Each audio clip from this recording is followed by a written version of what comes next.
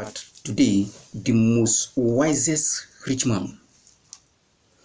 The most wisest rich man is that man who invests on humanity, who invests on souls, who invests in the kingdom.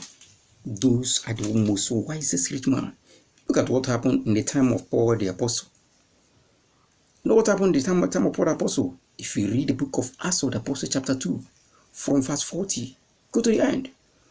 When the apostles started their ministry, you remember, Paul was a king. He was a rich man before he got converted.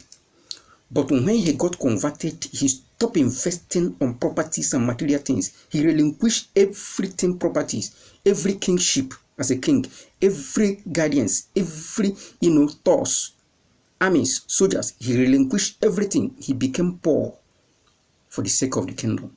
The most wisest rich man. He was rich, but he left those things.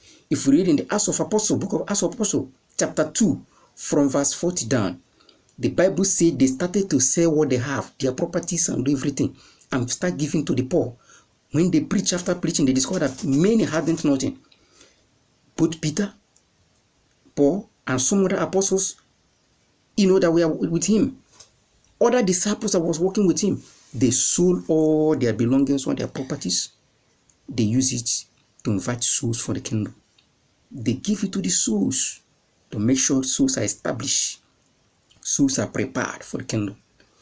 These are the most wisest rich men. So we don't know where you belong. Do you belong to this, area of the richest wise man? Or you belong to that aspect of the most foolish rich man? Or the most wisest rich man? You know yourself where you belong to and where you choose to belong to. Thank you for now.